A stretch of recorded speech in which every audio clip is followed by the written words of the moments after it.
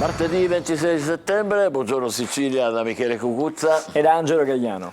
Allora, si terrà oggi all'ospedale dell'Aquila l'autopsia sul corpo di Messina Denaro, dopodiché la sua salma in gran segreto sarà trasferita a Castelvetrano, dove sarà sepolto senza funerali nella cappella di famiglia. C'è chi non ha dimenticato di fare i conti, sono almeno 26 gli omicidi attribuiti a Usicco, comprese le stragi, tutte e due quelle del 92 e tutte e tre quelle del 93, e compresa anche l'atroce morte di Giuseppe Di Matteo, il ragazzino di 13 anni strangolato e sciolto nell'acido. Per questi omicidi è stato condannato a 6 ergastoli. Vediamo.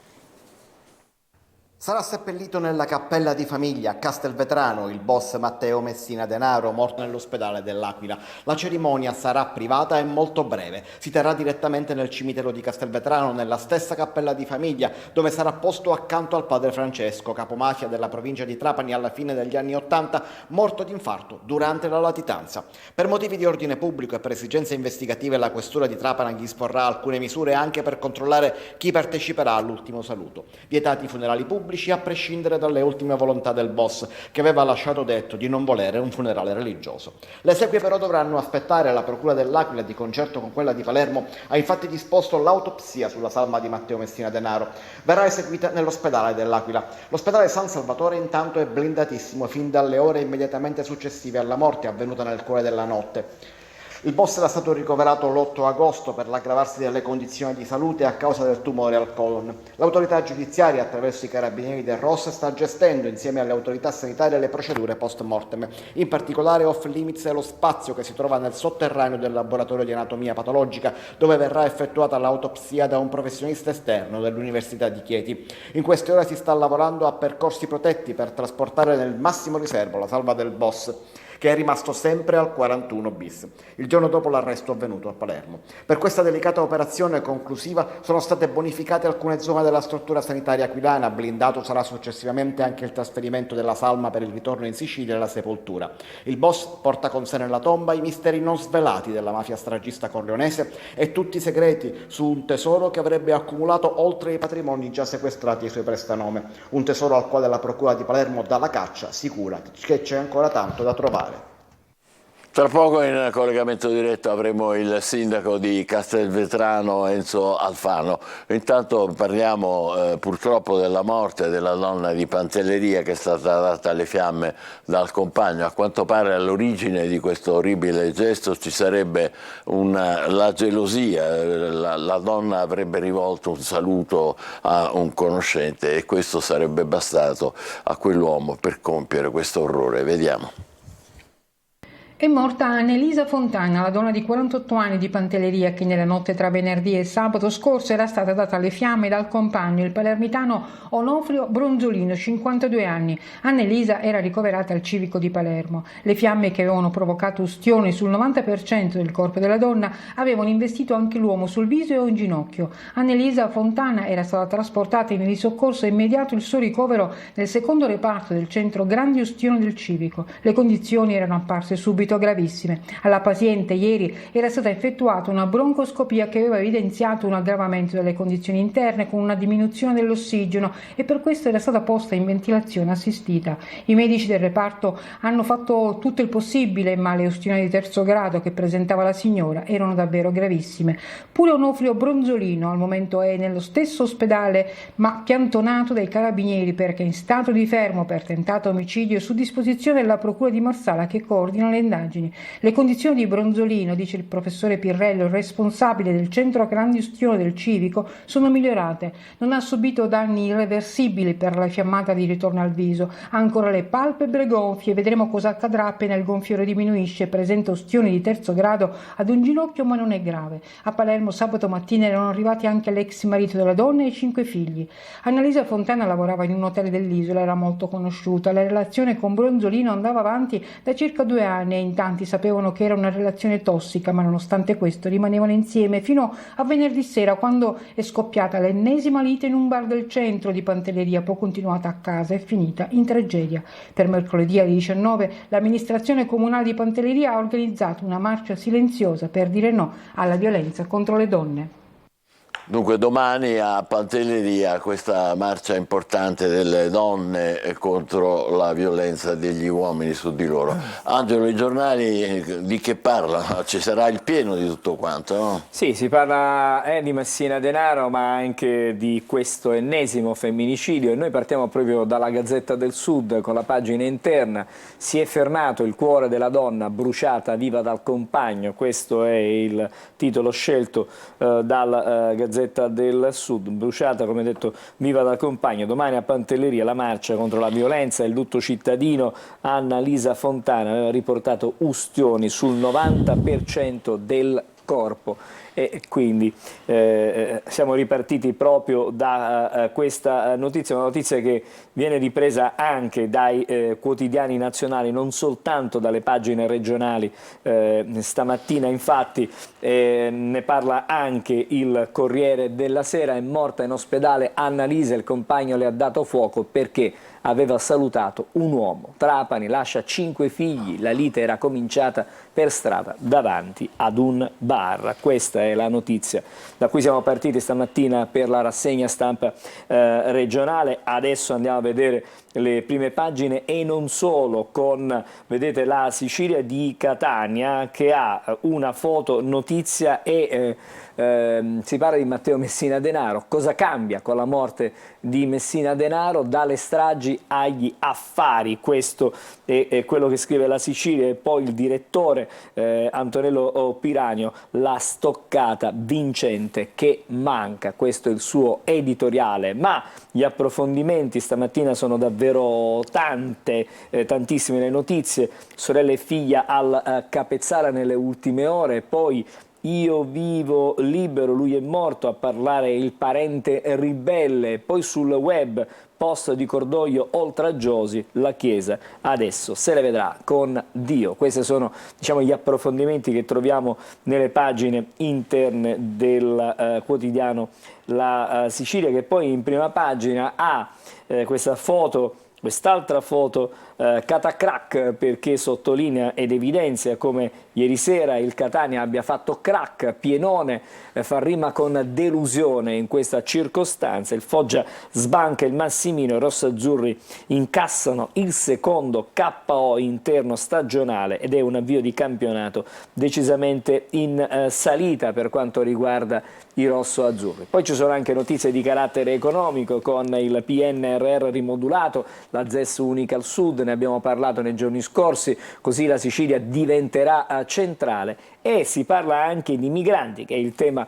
chiaramente che è quotidiano. Adesso c'è questo scontro tra Italia e Germania, sale la tensione, la Meloni protesta con il collega Scholz, addirittura ha mandato una lettera e adesso si aspetta la risposta di Berlino. Ma a proposito di Matteo Messina Denaro, ci sono anche le ricostruzioni, così si organizza Cosa Nostra, la nuova mafia, dagli affari alla mappa del potere. Gli investigatori tentano di anticipare le mosse strategiche di Cosa Nostra. Al comando potrebbero esserci vecchi colonnelli, fari accesi su un fresco latitante, quindi evidentemente ci sono le prime indicazioni che arrivano da questo punto di vista. E sempre sul tema Matteo Messina Denaro, sul Corriere della Sera, l'ultimo viaggio, bara da 1.500 euro e maxi scorta, l'Aquila per la salma del padrino, trasferimento blindato a Castelvetrano, la Chiesa, nessun funerale. Questo scrive stamattina il Corriere. Le pagine interne sempre del Corriere della Sera, proprio sulle condoglianze, le frasi shock sui social. La sua Castelvetrano si divide il silenzio e l'imbarazzo tra le strade cittadine, la rabbia del sindaco e della professoressa. Queste sono alcune delle testimonianze. Su Repubblica, l'edizione di Palermo ma anche quella nazionale, caccia ai complici, soldi e segreti del boss, sospetti su una talpa alla fine del mafioso stragista. Non cambia il lavoro degli investigatori, si cercano le collusioni di professionisti, medici e imprenditori, quindi una lista piuttosto lunga. Il sospiro di sollievo, scrive ancora Repubblica, con l'eredità del boss pronta a riorganizzarsi dopo anni di assedio. Un intero pezzo di Sicilia ha protetto per anni la latitanza di Usiccu, pagando un prezzo altissimo. Queste le ricostruzioni fatte da Repubblica, che poi ancora scrive nelle pagine interne: con Messina Denaro muore la mafia delle stragi, per lui niente funerali, come abbiamo già visto sul Corriere. E poi ancora: ora riposano in pace. La Spoon River degli innocenti, delle vittime innocenti, magistrati, forze dell'ordine, bambini, cittadini uccisi direttamente o su mandato di Matteo Messina Denaro. Come vedete ci sono anche le foto delle vittime di Matteo Messina Denaro, sono tantissime, davvero. Qui vediamo anche il piccolo Giuseppe Di Matteo, una foto che ormai famosa, da decenni purtroppo sì. E poi ancora: mio marito operaio ammazzato per sbaglio, alle donne della mafia dico di ribellarsi. Giovanna Ragoli a parlare per l'appunto in questa testimonianza. Ma adesso lasciamo il tema Matteo Messina Denaro, le altre notizie dalle pagine interne della Sicilia, con vedete il tema dei migranti. Meloni scrive a Scholz: stupita dagli aiuti alle ONG, frizioni tra Italia e Germania mentre si rasserenano i rapporti con Parigi. Ma intanto c'è anche l'altra notizia, perché Napolitano, oggi c'è l'ultimo saluto al presidente emerito. Ai funerali laici ci saranno Macron e Steinmeier, oratori La Russa e Fontana. Sono attesi altri presidenti, interventi insomma di Ravasi, Gianiletta, Amato, Gentiloni, Finocchiaro e anche dei familiari per l'ultimo saluto a Giorgio Napolitano. Poi una notizia che riguarda un po' tutti noi, perché con le bollette facciamo i conti ogni giorno. Il bonus bolletta sarà più pesante, anche i carburanti nella social card, contributo extra per chi ha più figli, cambia la sanatoria degli scontrini. Cosa prevede insomma il DL sull'energia? Sconto sul gas, bonus elettricità, mutui per i giovani, le sanatorie fiscali sulla benzina, 100 milioni in più per la social card carburante, e poi borse di studio. Queste sono praticamente le misure, aiuti per riscaldamento sostituiti da quello sociale per l'energia. Per la benzina 80 euro a famiglie, 7 milioni per le borse di studio. Questa è la sintesi di quello che sarà l'aiuto dato alle famiglie in difficoltà. Dalla Giornale di Sicilia adesso la prima pagina: morte di un criminale. Questo è il titolo. Il tumore ha messo fine alla vita del sanguinario boss. Dalle bombe del 92 al piccolo Di Matteo, sciolto nell'acido, sarà tumulato a Castelvetrano senza i funerali. La scomparsa di Matteo Messina Denaro, catturato 8 mesi fa dopo 30 anni di latitanza, era l'ultimo padrino delle stragi. Come vedete, le ombre restano, i conviventi pure. Per parenti e complici svanisce la protezione. E ancora sempre sulla prima pagina del Giornale di Sicilia si legge dei bonus benzina e luce, fondi per 1,3 miliardi, mentre invece sul tema dei migranti, fondi alle ONG, Meloni protesta con Berlino. E adesso andiamo a leggere anche la Gazzetta del Sud. Nella sua prima pagina si parla di ponte sullo stretto, perché ci sono dei dati su cui sono nate delle discussioni controversie. Sì, ponte, scontro sui dati economici. Europa Verde propone l'istituzione del Parco Nazionale dello Stretto. Bello entro questo, sabato la relazione di aggiornamento del progetto definitivo, mentre la CISL è l'ancora di salvezza per Messina, così scrive la CISL. Poi ancora 2 mesi di lavori sulle grandi strade cittadine proprio a Messina. E di Messina Denaro si parla anche qui, morto l'ultimo stragista. Poi ci sono una serie di notizie che ci portano anche non solo diciamo sulle vicende locali. A Giardini Naxos, Stracuzzi assegna le deleghe a Cantello e rimodola tutti gli altri incarichi, parliamo chiaramente della giunta, mentre invece a Barcellona indennizzo, chieste condanne per 20 imputate, truffe alle assicurazioni dopo 90 prescrizioni, chieste 20 condanne per associazione a delinquere. Ma dicevo delle notizie internazionali, e questa in particolare la ritroviamo anche sui quotidiani nazionali: ucciso il capo della flotta russa nel Mar Nero, un bruttissimo colpo, perché non solo è stato ucciso l'ammiraglio, ma anche altri 33 ufficiali, una trentina di ufficiali, quindi diciamo che è stato inflitto un duro colpo alla Russia. Migranti, e ancora qui la sfida Berlino-Roma, vedremo come andrà a finire questa vicenda.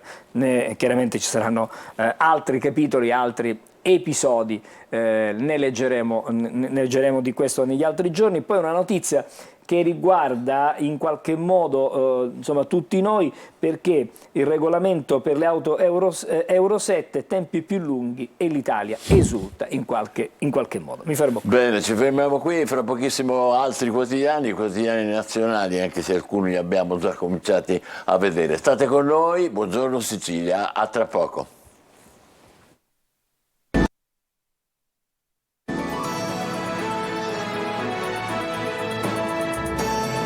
Buongiorno Sicilia con Michele Cucuzza ed Angelo Gagliano. Continuiamo con la rassegna stampa. Certo, cominciamo adesso la lettura dei quotidiani nazionali, vedendo anche le altre notizie. Sul Corriere della Sera, ad esempio, sale la tensione con Berlino, di questo ne abbiamo già avuto sentore anche sulle pagine dei giornali siciliani. Il decreto energia, sanatoria sugli scontrini e bonus benzina per le famiglie. Sul tema migranti, Meloni scrive a Scholz: stupore per gli aiuti alle ONG, mentre Orban e il patto dell'Europa ha fallito. Certo, ti pare che lui non dica questo. Dall'Ungheria insomma arriva... Ma posso dire una parola su questa cosa della Germania? Che un po' anche i giornali, noi tutti i giornalisti enfatizziamo un po' questo. L'Europa è un po' come un governo di qualunque altro paese. Lì al governo c'è il centro-sinistra, quindi non è difficile pensare che possano nascere delle posizioni diverse. Certo. Da noi in Italia, per esempio, dove c'è il governo il centrodestra. Questo non vuol dire che poi si sfaldi l'Europa, che sia successa la catastrofe, è la normale dialettica che c'è tra maggioranza e opposizione in tutti i paesi, anche in Europa. Vabbè, chiusa la parentesi. Poi ancora, prima pagina con l'annuncio di Kiev, ucciso in un raid il comandante della flotta russa, anche di questo abbiamo già avuto delle anticipazioni. Macron per l'addio al presidente emerito Giorgio Napolitano, oggi i funerali laici. E poi lui sarà il funerale, vero? Sì, sì. E poi fotonotizia, perché c'è un caso, così scrive il Corriere stamattina, la decisione del Guinness, e l'alpinista, si parla di Messner, e parla di sciocchezze, perché è stato cancellato il record degli 8.000, quindi cancellato a Messner il record di avere scalato gli 8.000, il K2, cioè gli 8.000 senza l'uso di ossigeno. Il Guinness ha assegnato il primato ad un altro, mentre avrebbe mancato la vetta. Lui parla di sciocchezze. Insomma, stamattina c'è questa curiosità che non è riportata soltanto dal Corriere, ma da tanti altri giornali, lo vedremo fra non molto. Adesso siamo su Repubblica, che dice emergenza migranti, eccolo qui il titolo, ira sovranista su Berlino, quindi c'è una, come si cerca di accentuare questo scontro. La lettera di Meloni a Scholz contro la decisione di finanziare le ONG, chiarisca entro il 6 ottobre la posizione tedesca. Salvini parla di vergogna, dalla Germania un atto ostile all'Italia. La Premier lavora ad un incontro a Roma con Macron, quindi insomma schermaglie di carattere politico, no? E poi la manovra strime Nadef, il deficit fino al 4,3% per creare un tesoretto. Queste sono le prospettive che leggiamo. Decapitata anche qui la flotta russa del Mar Nero, ucciso Sokolov, che era il comandante di questa flotta. In Kosovo di nuovo tensioni, 5 morti, i killer sono serbi, quindi si incomincia di nuovo ad avere... Questa è un'altra zona calda, sempre calda. Purtroppo sì. Poi ancora oggi alla Camera, capi di Stato, 100 ambasciatori per l'addio laico a Napolitano. E vedete, anche qui l'intervista a Messner, ignorante chi mi toglie il record degli 8.000. Questa è una notizia che stamattina campeggia su tutti i quotidiani. C'è una buona notizia per gli appassionati di cinema: finisce a Hollywood la serrata creativa Italia senza regole. Questo è un virgolettato, cercheremo poi di scoprire nelle pagine interne a cosa si riferisca. E poi La Stampa: Salvini ci prova con un altro maxi condono. Questa è l'apertura della Stampa, che contrariamente a quanto abbiamo letto sugli altri quotidiani attenzione a questo maxi condono, la proposta della Lega: stralcio delle cartelle fino a 30.000 euro, i BTP ai massimi del 2012 inguaiano il tesoro. Parliamo sempre chiaramente dei tassi che stanno in qualche modo condizionando. Ma Salvini non ha detto un momento fa la questione delle case, adesso siamo passati al condono sulle tasse. Quindi c'è un po' di giorno ce n'è una, perché l'altro giorno si parlava di un condono a giorno che spunta praticamente, e anche questo, no? E poi anche qui migranti, scontro Meloni-Scholz, la Premier stupore per i fondi alle ONG, la replica di Berlino decisa a novembre, Roma sapeva, quindi in qualche modo si giustifica. Di che mi meravigliate. Esattamente. L'addio a Napolitano, D'Alema fu la sintesi tra comunismo e la nostra democrazia. E poi foto notizia, vedete? Il tycoon esclude i sindacati, la Dem mai più una Tesla, insomma viene sempre scaricato adesso Musk, una tassa globale sui petrostati. I due vertici autunnali G20 e Assemblea ONU non sono riusciti a presentare un piano per il cambiamento climatico, e quindi questo non è una bella notizia.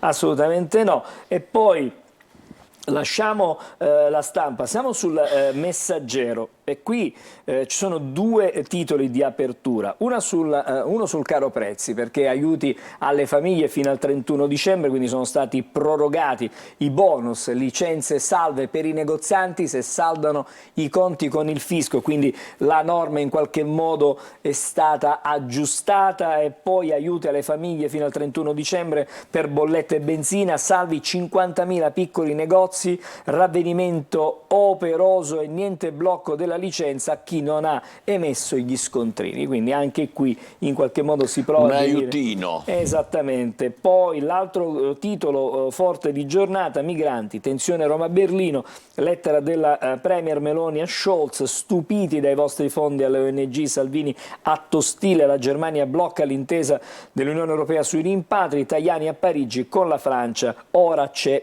sintonia. Ma intanto leggiamo anche qui il Mar Nero, blitz di Kiev, zero la marina russa, ucciso anche il capo della flotta Sokolov. E ancora, vedete, per i sindaci arriva l'aumento di stipendio, balzo fino al 159%. Nelle metropoli busta paga da 14.000 euro e sarà parametrata a quella dei governatori. Ci sono italiani che in questo frangente devono stringere la cinghia. E poi c'è chi invece avrà un aumento di stipendio, i sindaci. Forse Questa è la lo stato delle cose. Poi Jacobs: vado in Florida per rinascere dopo 2 anni di delusione e infortuni. L'olimpionico di Tokyo lascia l'Italia, prova praticamente a rimettersi in sesto. Speriamo che questa cura in Florida possa funzionare. Leggiamo il Fatto Quotidiano con Santaché e i suoi cari in Cina, 150.000 euro, viaggio con 6 collaboratori sulle orme di Craxi. Macao meravigliao, qui scrive stamattina il Fatto. Come sempre il Fatto ha questi titoli sulle orme di Craxi, perché rimproveravano Craxi di portarsi un sacco di gente quando è andato in Cina, uguale lì. E stamattina il Fatto bacchetta. Scusate le risate, però noi che abbiamo qualche anno in più ci ricordiamo di queste cose, di queste vicende. E allora poi ancora siamo sull'Unità, sono 2 i fatti messi in evidenza. Meloni furiosa con la Germania, chi salva vite è contro l'Italia, dice la la Meloni e poi seppelliamo con lui la cattiva antimafia. Questa è la riflessione di Alberto Cisterna stamattina sull'Unità. Il giornale, eccolo qui. Bollette e benzina, cosa cambia? Meloni un anno fa l'Italia ci ha scelto, non la tradiremo. I provvedimenti del governo che sono arrivati, abbiamo già visto quali sono, diciamo, in linea di massima, e poi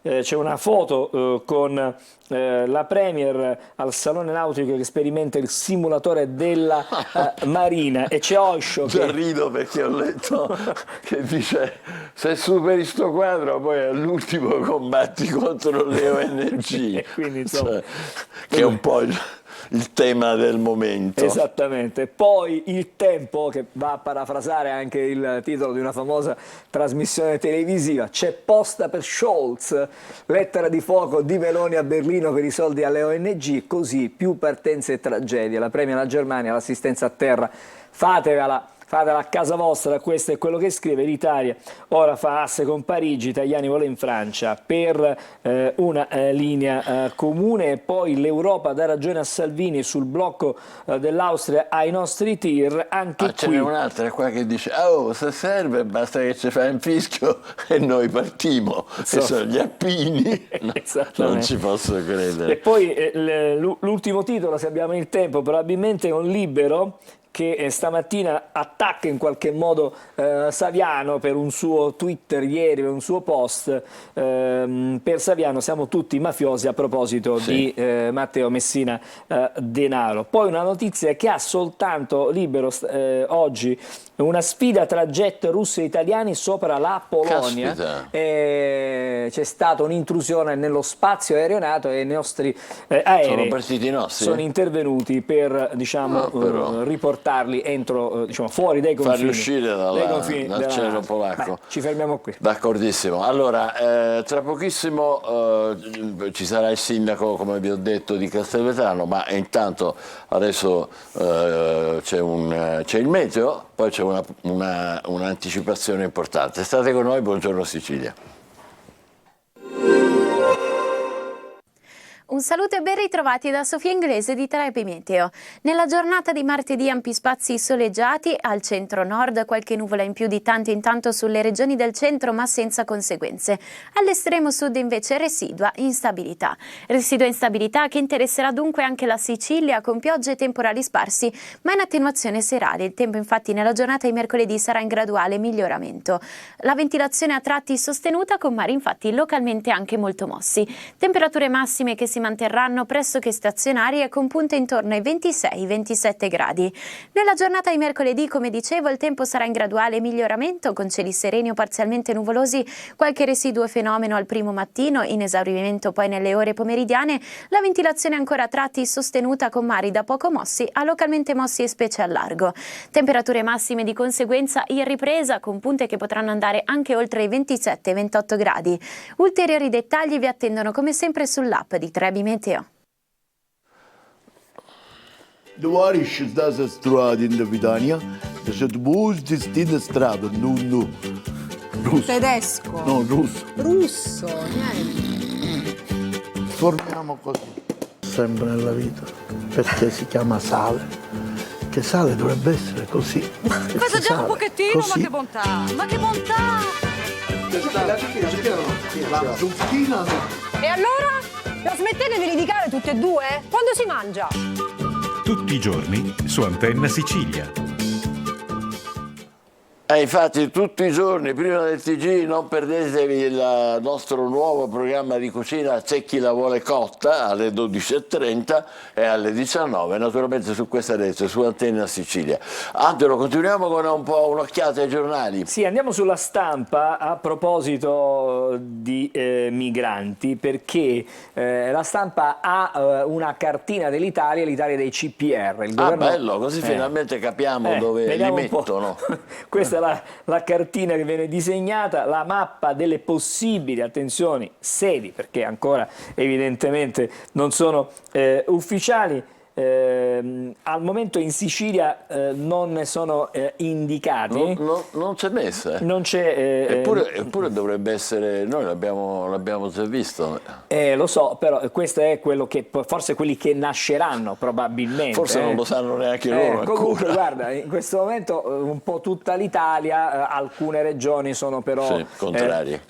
Contrarie e sono escluse.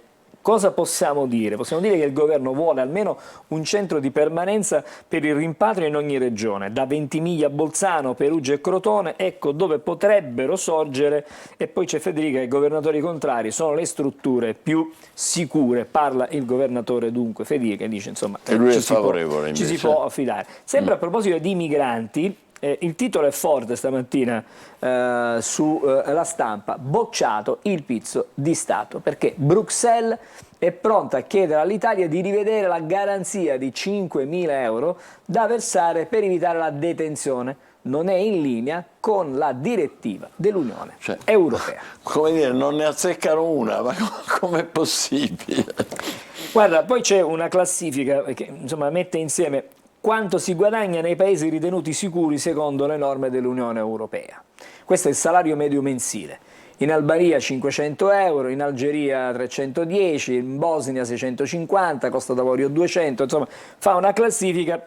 E poi probabilmente questi 5.000 euro come possono pagarli? Come possono pagarli? Questa è chi gli dà la fideiussione per poter insomma garantire questi 5.000 euro. Questo il tema dei migranti. Allora approfondiamo, visto che abbiamo il tempo, la sfida nei cieli polacchi, perché abbiamo detto sul Libero questi jet italiani hanno respinto ieri i russi, nuovi successi di Kiev, strage di graduati nell'attacco al comando di Sebastopoli, morto anche un ammiraglio e 33 ufficiali. Questa è la situazione. 2 aerei italiani sono stati protagonisti di un confronto ravvicinato con jet russi che avrebbero potuto anche comportare uno scontro diretto tra la NATO e Mosca, ma che per fortuna è rimasto nell'ambito della schermaglia senza spari. Si è saputo ieri, ma è avvenuto giovedì scorso in Polonia. Gli F-35 dell'aeronautica italiana, impegnati nella missione che assicura la sicurezza dello spazio aereo dei paesi della NATO,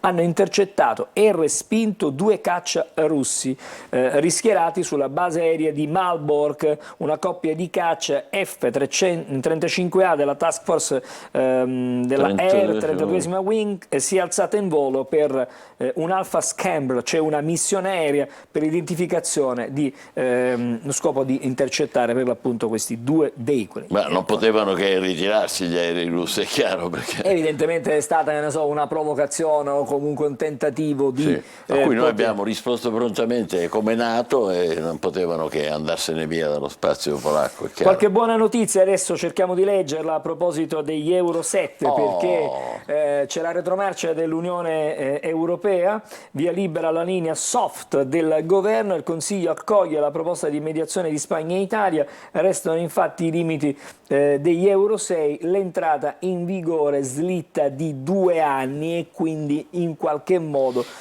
ci sarà più tempo per potersi mettere in regola, perché le emissioni, il problema è sempre quello delle emissioni nell'atmosfera con i gas inquinanti. Siamo ancora sulle pagine interne dei quotidiani, stavolta siamo sulla Stampa e parliamo di PNRR, perché si parla di una sforbiciata, di un taglio.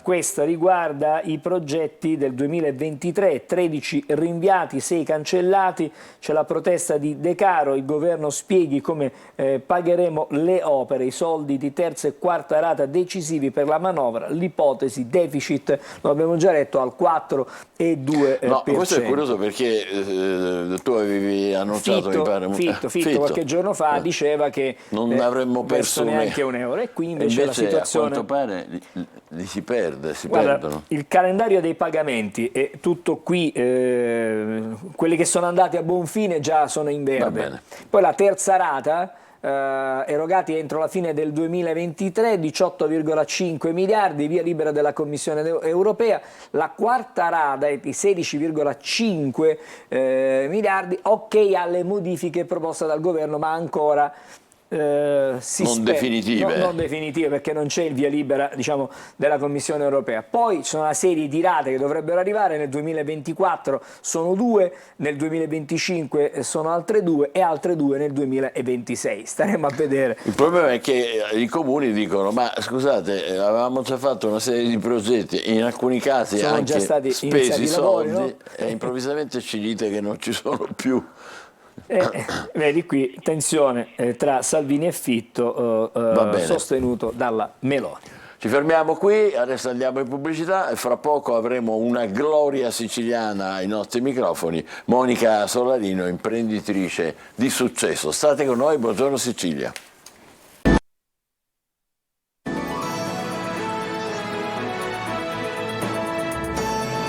Buongiorno Sicilia, adesso ci colleghiamo con una gloria siciliana, la nostra Monica Solarino in collegamento da Rosolini in provincia di Siracusa, vincitrice di premi recentemente come riconoscimento di donna impresa della Coldiretti e il premio Amiche della Terra, le sono stati consegnati anche dal ministro Urso.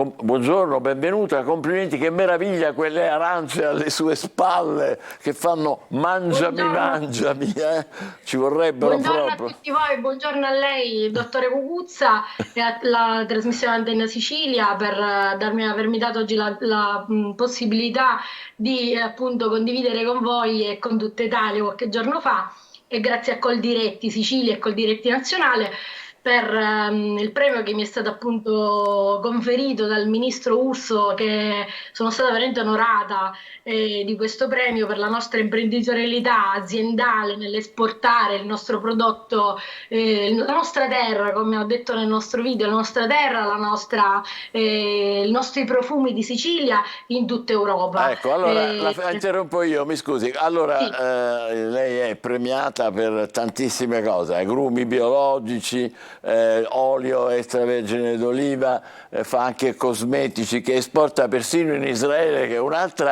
altro paese ricco di agrumi, quindi un po' gli mette la saliva sul naso Israele, perché fare una cosa del genere, complimenti. Vogliamo raccontare un po' come nasce tutto questo? La sua è un'azienda di famiglia, come l'ha creata lei? L'azienda risale al 1901, io sono alla terza generazione e ci proiettiamo, se tutto va bene, alla quarta generazione.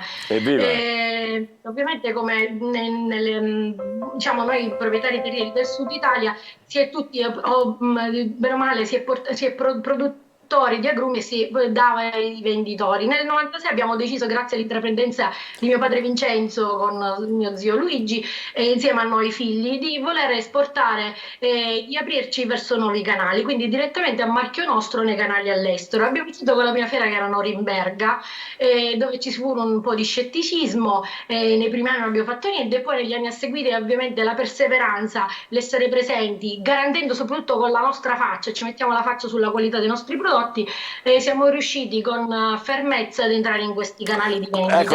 Ecco, Monica, come nasce questa sua creatività? Va bene, è un'azienda di terza generazione, complimenti anche per questo, forse prossima alla quarta, diceva, però lei ha impresso una creatività speciale, da dove le deriva questo? La creatività è un po' il genio nel DNA materno e paterno, ecco, che a me e a mio fratello, che siamo i soci della Bioagricola Fratelli Solarino, con mio fratello Giuseppe, abbiamo voluto diversificare, essere presenti anche non solo in un periodo ristretto che andava da ottobre ad aprile nel prodotto fresco. Abbiamo detto: perché non facciamo qualcosa che siamo presenti sempre con i nostri agrumi, con i nostri odori, profumi, anche durante l'anno. Infatti abbiamo voluto fare la buccia di arancia disidratata, e questo ci permette appunto sia a livello cosmetico di essere utilizzata che in pasticceria. Aspetti, scusi, la buccia io credevo che fosse per preparare dolci, invece è cosmetica. Anche in cosmetica, per fare i peeling facciali o creme a base di creme. Siccome gli oli essenziali ricchi, essendo un prodotto biologico, siamo biologici dal 1996 ininterrottamente, questo ci permette che la buccia è edibile sempre tutto l'anno, e abbiamo potuto appunto regalare ai clienti questi oli essenziali tutto l'anno, utilizzando questa buccia che viene utilizzata per vari usi. Queste caratteristiche di oli essenziali appunto per la profumazione permette appunto sia le creme o appunto i feeling facciali, ma anche utilizzate a livello di pasticceria e a livello anche alimentare, tipo per la pasta. Una fantasia straordinaria, Monica, lei, veramente. E non le dico l'ultima. Me la dica. L'ultima, diciamo, chicca che abbiamo fatto da un anno a questa parte, abbiamo voluto estrarre, ovviamente il pomodoro non è un nostro prodotto di nostra produzione aziendale, ma siccome essendo in una terra così assolata, nel sud-est, vicino all'area di Pachino, abbiamo voluto utilizzare la buccia del pomodoro micronizzata, dove all'interno della buccia è concentrato un elevato contenuto di licopene, e dare la possibilità di utilizzare questo prodotto sempre con dei macchinari nostri che abbiamo in azienda, e siamo riusciti anche ad esportarlo in Israele, dove in Israele poi avviene materialmente l'estrazione chimica e quant'altro per ottenere le pillole che troviamo in commercio, perché ovviamente questa percentuale di licopene è importante per voi uomini come anche per noi donne, però principalmente per voi uomini. Per tutti il licopene. Esatto. Senta, ma ci racconti un po', veramente siamo ammirati per la sua come dire, capacità e inventiva e creatività. Quali sono state difficoltà, se ce ne sono state, invece agevolazioni? La terra è meravigliosa, il sole l'ha già parlato, ma non tutti riescono a ottenere i successi che ha ottenuto lei. La perseveranza, e io dico sempre crederci in quello che si fa, perché ci mettiamo veramente il cuore, non è una frase fatta. Se vedete ora nelle immagini si vede nelle cassette ci mettiamo delle frasi particolari dove Goethe è stato il primo conoscitore della terra di Sicilia che si è innamorato di questa nostra terra. Quindi diciamo non parliamo di oggi, qualcuno che nel passato si è innamorato. La nostra terra, come dice lei, io sono innamorato della Sicilia, non me ne sarei andata neanche con gli studi mai fuori dalla mia terra, perché amo gli odori, i profumi, i colori, la gioia di vivere. Sì, abbiamo i lati positivi che sono questi, e lati negativi a volte mancanza di collegamenti, ma diciamo che lo Stato ci sta venendo incontro con degli aiuti mirati per noi giovani, con incentivi, quello sì. Ci sono, diciamo, negli ultimi anni ci stanno, diciamo, aiutando in sinergia per poter sprigionare ancora meglio le nostre idee che abbiamo. E chi collabora con lei, Monica? Siete un bel gruppo? Mio fratello Giuseppe, e poi abbiamo un team a livello amministrativo di giovani, di ragazzi, nella parte del magazzino abbiamo operai stagionali e operai a tempo indeterminato. Poi ci avvaliamo anche di risorse esterne, di società che ci permettono con l'utilizzo di droni di fare controlli mirati in agricoltura, quindi andiamo a risparmiare nell'utilizzo di acqua, andiamo a controllare l'indice di vegetazione delle piante, il diametro del frutto, utilizziamo impianti fotovoltaici che ci permettono appunto di abbattere ulteriormente anche i costi energetici, e ovviamente andando a risparmiare anche l'acqua da andare a emungere nei vari nostri pozzi che abbiamo. Ma aggiornatissima su tutto. Io dico, il nostro team è di giovani e anche, diciamo, di persone tipo mio papà, che è quello che devo ringraziare, che quotidianamente la mattina si alza presto, e essendo che io con i bambini, come tutti, non sono super puntuale a parte l'orario di ufficio,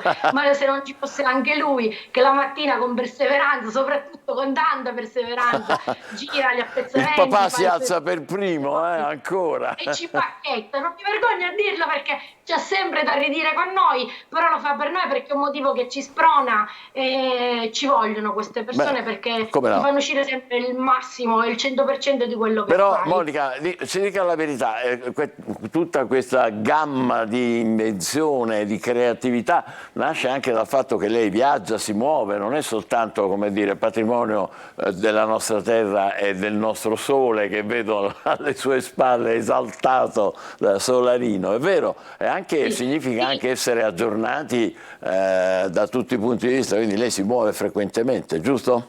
Sì, siamo sempre spesso, ci dividiamo, abbiamo fiere di settore, logistica, biofac, fiere di settore per il biologico, andiamo anche in incontri mirati con i clienti all'estero, Finlandia, Danimarca, Svezia, Finlandia, Danimarca, che meraviglia! sì, noi abbiamo un bel canale, devo essere sincera, di vendita, perché già noi questa settimana iniziamo i primi incontri con i clienti che sono già prenotati, che vengono da noi a visitare le nostre realtà aziendali, e iniziamo dalla settimana successiva e partiamo nelle loro direzioni, perché ovviamente dobbiamo essere disponibili anche noi a spostarci e giusto. andare da loro.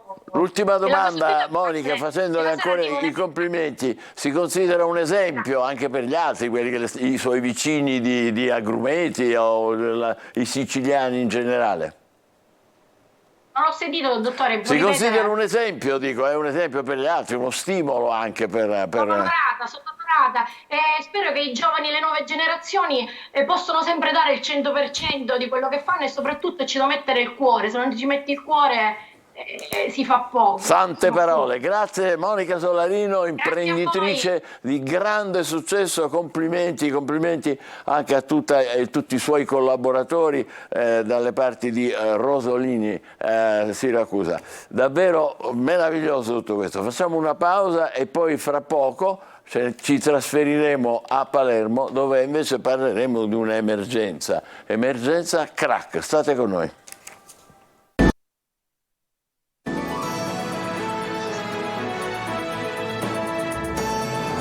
Buongiorno Sicilia, adesso dobbiamo incontrare una persona che ha subito un colpo durissimo dalla vita, la morte del figlio per overdose da crack. Lui è Franco Zavatteri, il figlio purtroppo a Palermo è morto il 15 settembre del 2022 proprio per un'overdose di questa droga che, a quanto risulta, si sta diffondendo tantissimo a Palermo e ha fatto anche altre vittime. Il padre, Franco Zavatteri, che ora vedete nello schermo accanto al nostro Marco Gullà, a cui diamo il buongiorno, ci permetta un ideale abbraccio per la terribile tragedia che l'ha colpita. Benvenuto signor Zavatteri. Lei ha la forza d'animo, malgrado la sofferenza che ha dovuto subire, di dedicarsi ad altri giovani, perché questa piaga del crack a Palermo è una piaga che si è diffusa incredibilmente a macchia d'olio, è vero? Sì, grazie. Intanto buongiorno a tutti. Sì, è un fenomeno che purtroppo dilaga soprattutto tra i minorenni, anche perché fino a questo momento non c'è stata alcuna informazione sull'uso di questa droga e sui danni che fa.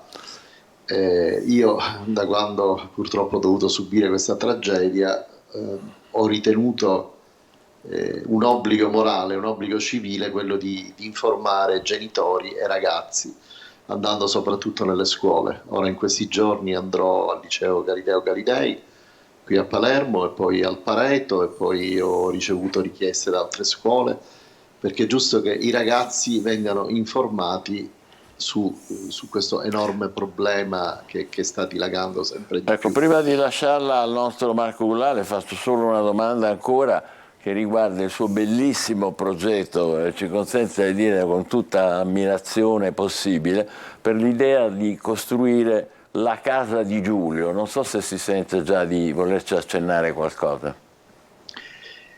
Sì, la casa di Giulio sarà un luogo di inclusione, un drop-in, non è una novità perché sono dei cosiddetti centri a bassa soglia che esistono in altre regioni d'Italia che sono più avanti rispetto a noi, e serve appunto a fare sì che questi ragazzi che attualmente vivono in mezzo a una strada perché diventano ingestibili in ambito familiare, possano avere un luogo dove ritrovarsi, dove fare un pasto caldo, dove poter fare una doccia, dove avere una dignità civile ed essere inclusi, e contemporaneamente trovare l'assistenza di uno psicologo, di uno psichiatra, di un medico, perché poi c'è bisogno di un approccio multidisciplinare, perché sono ragazzi che poi a causa della droga hanno diverse patologie, e allo stesso tempo creare delle attività all'interno di questa struttura che si chiamerà la Casa di Giulio,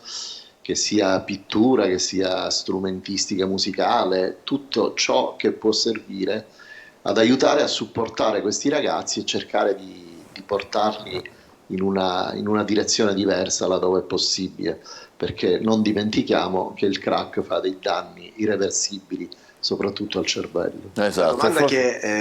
La domanda che adesso insomma, vorrei fare io, Michele, è che insomma, è una domanda abbastanza diciamo, quasi polemica, perché come mai in una città come Palermo, dove il problema droga ormai persiste ovviamente da decenni e il problema crack sicuramente rispetto a tante altre città è abbastanza alto rispetto a tante altre città italiane, ci deve pensare un farmacista a istituire questo drop-in, questa Casa di Giulio per insomma salvaguardare, ma soprattutto per cercare di tutelare tutte queste persone che in questo momento sono affetti da questa malattia, definiamola una malattia.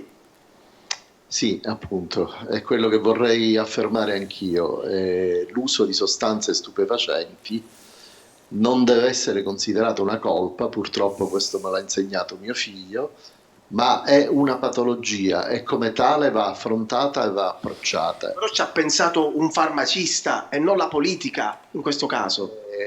Purtroppo l'Italia è il paese delle emergenze e fino a quando non succede qualcosa di grave e qualcuno si sveglia e alza la testa non si prende nessuna iniziativa in merito alla risoluzione di problemi gravissimi della nostra città. Ecco, visto che Sì, prego. No, volevo solo chiederti, Marco, anche se certamente questo non potrà che addolorare ulteriormente il signor Zavatteri, puoi dirci di questa piaga della diffusione del crack a Palermo, di cui magari noi anche nelle altre province sappiamo poco o nulla, e invece è una vera e propria piaga da quello che stiamo sentendo e purtroppo anche dalla tragedia che ha colpito il signor Zavatteri. Guarda, poi ovviamente passo nuovamente la palla, tra virgolette, a Francesco Zavatteri. È un'emergenza assoluta e ce ne rendiamo conto anche quotidianamente, si vedono questi giovani e ci rendiamo subito conto che hanno fumato, che hanno ovviamente assunto del crack, perché hanno una faccia quasi da fantasma, mi permetti questo termine, Francesco? Sembrano dei fantasmi, degli zombie purtroppo che camminano per strada. È proprio così perché ha degli effetti devastanti sul lobo frontale del cervello e purtroppo questi effetti sono molto accentuati nei giovani, nei minorenni che ancora non hanno il sistema nervoso centrale completamente formato, quindi i danni che arreca sono veramente gravi e in molti casi irreversibili. Ecco perché bisogna intervenire, bisogna fare informazione a tappeto e bisogna cercare di abbracciare questi ragazzi che sono in dipendenza e cercare di aiutarli in tutti i modi. Marco, leggo che ci sono addirittura 2670 assuntori della Palermo e provincia di droghe pesanti, come si dice genericamente, e di questi quasi 1000 di crack, che è una cifra molto alta. Sì, bravissimo, proprio così, è questo il dato esatto, è proprio questo. Noi in realtà nelle more, perché i tempi ovviamente della politica e della burocrazia in Italia sono sempre lunghissimi, noi speriamo che entro il 2024 questi drop-in, perché si è parlato di drop-in, possano essere già attivati. Si stanno cercando di reperire le risorse finanziarie, si sta cercando di reperire le risorse finanziarie e quindi noi nelle more che si attivi questa cosa con la generosità di ben 2 studi medici di prossimità a Ballarò che hanno dato il loro ambulatorio incomodato d'uso in determinati orari della giornata con 2 psichiatri molto in gamba. Abbiamo iniziato ad incontrare questi ragazzi, già ne sono stati incontrati 15 e si sta iniziando lavorare in questo senso. State cercando anche di abbattere questo muro della burocrazia, avete presentato un disegno di legge il 25 luglio scorso, grazie anche alla collaborazione di Ismaele Lavardera. Non so se ricordi, Michele, nell'ultima diretta che abbiamo fatto proprio con il politico Lavardera, con l'onorevole Lavardera, parlavamo proprio di questo disegno di legge. Sì, il disegno di legge che, non dimentichiamolo, è stato redatto dalla professoressa Clelia Bartoli del Dipartimento di giurisprudenza con gli studenti, dei ragazzi veramente in gamba, con diverse intelligenze che hanno dato il loro supporto, tra cui anche la nostra associazione, altre associazioni, SOS Ballarò. Insomma, c'è veramente una gara per poter fare prima, per poter aiutare in tutti i modi questi ragazzi che fino a questo momento sono abbandonati nei vicoli della città a fare uso di questa droga maledetta, non dimentichiamoci, dietro la quale la mafia fa affari d'oro.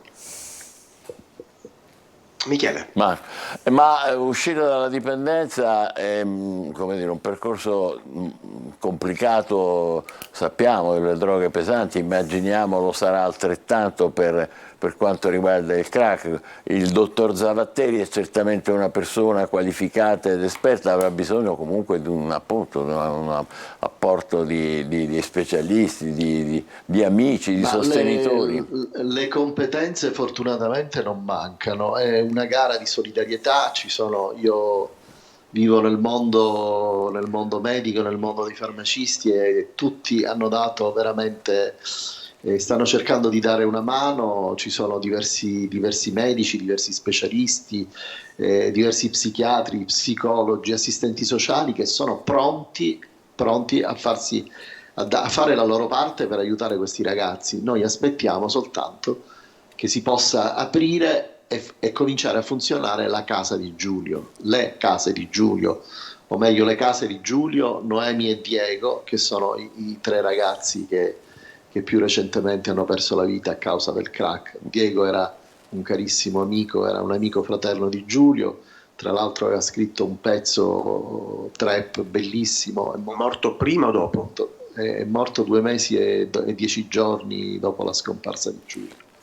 Sono vicende terribili davvero, di cui purtroppo molto spesso l'opinione pubblica non è informata, ed è assolutamente indispensabile farlo invece, così come noi ci sentiamo di fare davvero, come dire, le nostre affettuose, come dire, i nostri affettuosi incoraggiamenti al dottor Zavatteri. Sappiamo il dolore, immaginiamo il dolore che ha provato, ma avvertiamo anche questa sua straordinaria generosità, questa sua straordinaria capacità di darsi da fare per gli altri, e come ha sottolineato il nostro Marco Gullà un momento fa, lui è un privato, non ci sono strutture pubbliche che avrebbero dovuto prendere il suo posto, forse anche intervenire a sostegno di questi poveri ragazzi. Io vi saluto e vi ringrazio, dottor Zavatteri. Io ringrazio lei infinitamente, perché il vostro supporto è fondamentale per poter portare avanti questa lotta e cercare di vincerla.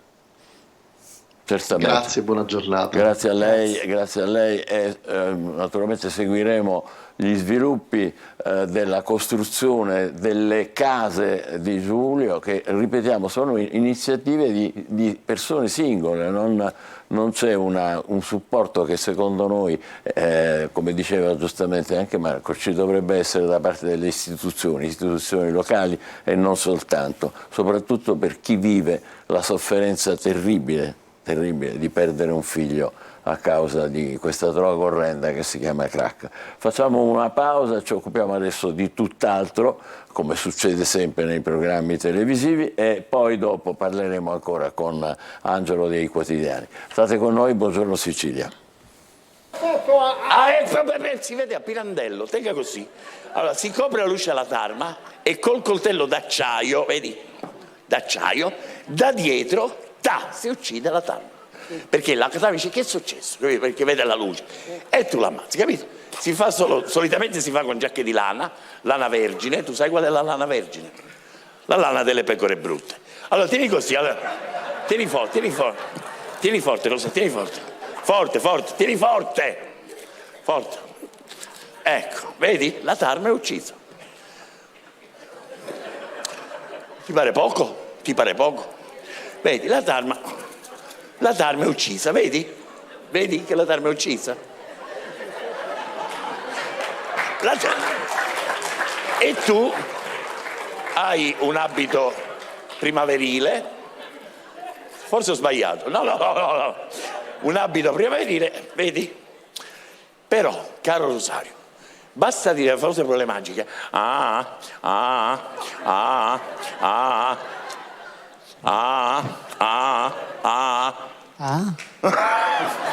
nessun buco, nessuna tarma, la giacca intatta, miracolo! Aspetta, Rosa, aspetta, vieni, la vuoi indossare? No, vieni. Sì. Allora, che cosa tieni, Rosario, tieni. Rosario, tieni il microfono. Ora pro nobis sequit absolvi in nomine Patris et Filii. Allora, tieni. Qual era il prezzo? 250,10 centesimi. Perché hai detto questa cosa? Ti ha influenzato Cabernet Pret-à-Porter? Ti ha influenzato? Dimmelo, ti ha influenzato Cabernet Pret-à-Porter? Un pochino, perché un pochino. E tu lo sai, questa è PNL, programmazione neurolinguistica, ti spiego. Allora, io quando vedi questa giacca, io sono andato in un negozio. Ho detto, se mi devo fare la giacca, buongiorno. Vorrei le giacche blu. Là, vado là, prendo la giacca blu e vado in camerino. Allora metto la mia giacca che avevo, la metto sull'attaccapane. E poi la giacca è caduta, ho riprovato la giacca nuova, poi la giacca nuova. Insomma, praticamente io ho lasciato la mia giacca nel camerino e mi sono portato quella nuova. Che non è furto, è baratto, questo è baratto. Insomma. Baratto, perché tu dai la tua e tipo. E allora, infatti, che è successo? Ti faccio vedere. Ancora. L'antitraccheggio. Io c'ho l'antitraccheggio, vedi? E c'è il prezzo. Scusa, Rosario, ma vedi che c'è stampato pure il prezzo? Quanto c'è scritto, Rosario? Leggi. 250,10.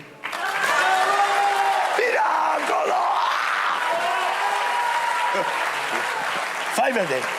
Basta. No, perché alla regia io lo voglio far vedere. Vieni. Perché da casa è stato... Eccolo qua. Va bene, giovedì alle 21:30 arriviamo anche noi in studio, ma è il momento delle stelle con Marco Amato. Marco, ci sei? A quale tazzina di caffè sei arrivato? Buongiorno. Allora, oggi chi prendiamo di mira? Allora, gli occhi delle stelle oggi si sono interessati di una storia molto bella e toccante, un film per la TV che si chiama La stoccata vincente. Ah, bellissimo, sì. Sì, assolutamente molto bello, è una storia di grande coraggio che insegna un po' quali e quante possono essere le avversità della vita che, se combattute nella maniera giusta e affrontate con un supporto familiare sano e corretto, si riescono a superare. Ebbene, il plot della storia mi ha molto interessato perché è la storia del campione catanese Pizzo. Ebbene, questo ragazzo è stato campione di scherma, ha vinto il mondiale, proprio il massimo che si poteva fare nella sua categoria, attraversando la disciplina della scherma supportato dal padre, e poi in una seconda parte affronta pure una scuola di aeronautica e si rompe un ginocchio e l'amore che incontra per strada lo comincia a operarsi e ad affrontare atleticamente, in maniera sportiva, in quanto lei era una pentatleta, ad affrontare quest'ulteriore prova e a vincere il massimo possibile. La storia è una storia molto bella, fatta di sogni e di un volli fortissimamente volli, che fa superare ogni avversità. Attori brevissimi sono stati a interpretare nelle vesti del padre Flavio Insigna, che è un cancro. Bravissimo. Esattamente, bravissimo conduttore peraltro, e anche Alessio Vassallo, palermitano, giovane attore che interpretava appunto proprio il campione Pizzo. Mi piaceva enucleare il fatto che insieme Cancro è che Vassallo è Leone, quindi segni susseguenti, tutto quello che in Cancro ha a che fare con la famiglia e con la genitorialità.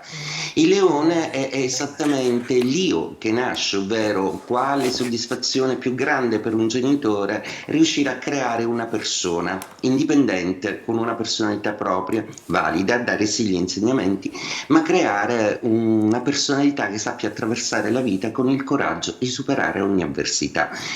La trovo una storia bellissima da non perdere. Io tra l'altro amo molto i film per la TV, ci sono cresciute insieme e ne ho visti di bellissimi, di stupendi, e questo ha la qualità, secondo me, di quelle cose ben fatte che ci trasmettono dei messaggi veramente molto validi.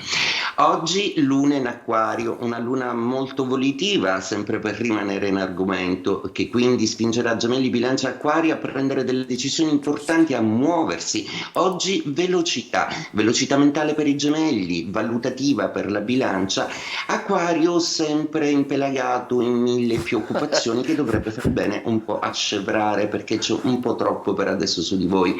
Mentre invece i segni di terra si sentono un po' incalzati proprio da una luna che ha una velocità troppo diversa da loro, per cui il Toro deve ancora muoversi per risollevare una serie di situazioni un po' statiche sia in amore che in lavoro. Vergine invece la prende molto sul serio e va come un treno, belle notizie e risoluzioni importanti per questo segno zodiacale.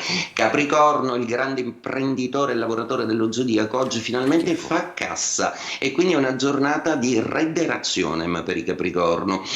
I Cancro, i Pesci e lo Scorpione, gli Acqua godono di questa luna in delle maniere completamente diverse. Il Cancro con i sogni, Acquario e Cancro hanno in comune questa dialettica, mentre invece lo Scorpione tenta di buttare giù un boccone un po' amaro e anche di fronteggiare certe avversità che purtroppo si rendono necessarie in un momento in cui bisogna fare dei tagli, mentre invece i Pesci sono sempre così empatici e con questa luna emotiva avranno le intuizioni giuste anche per riconfermare la loro identità professionale, lavorativa e affettiva, alla quale tengono tantissimo.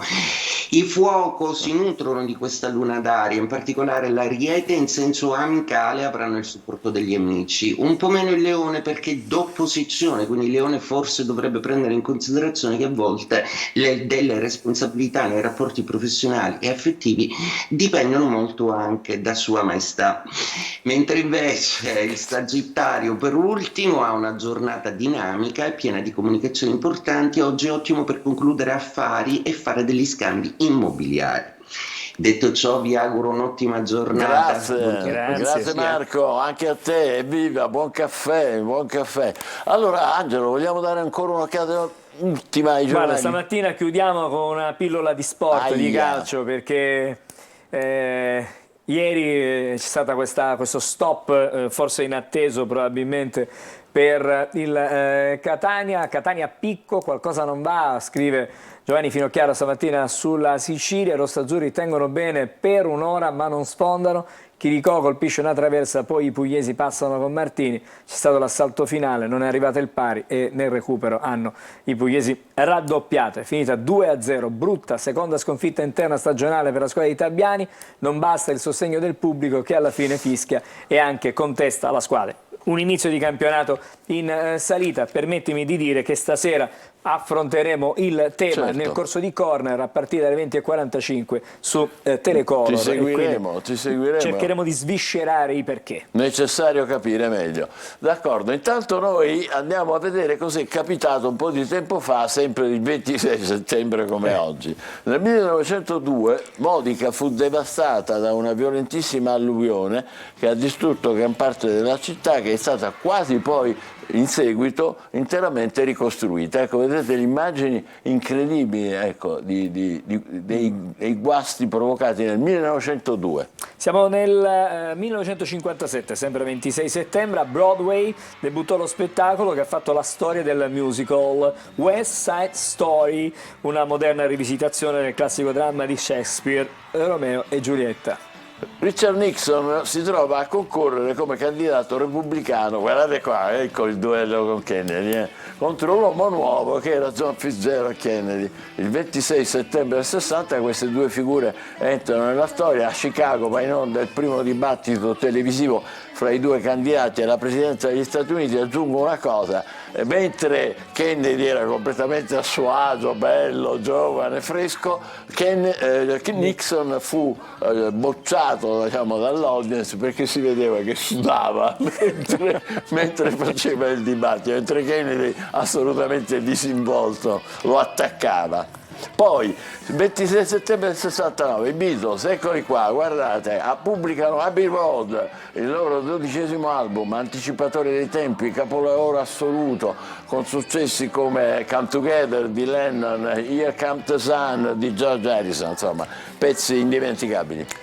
Lasciamele tutte le rughe, non me ne togliere nemmeno una, che io ho messo una vita a farmene. In questa frase c'è la vera grande anima che stiamo vedendo di Anna Magnani, la Nannarella del cinema italiano, antidiva per eccellenza, con la sua autenticità. Ha incarnato l'anima di Roma, la città nella quale ha vissuto fino alla morte, avvenuta proprio il 26 settembre del 1973.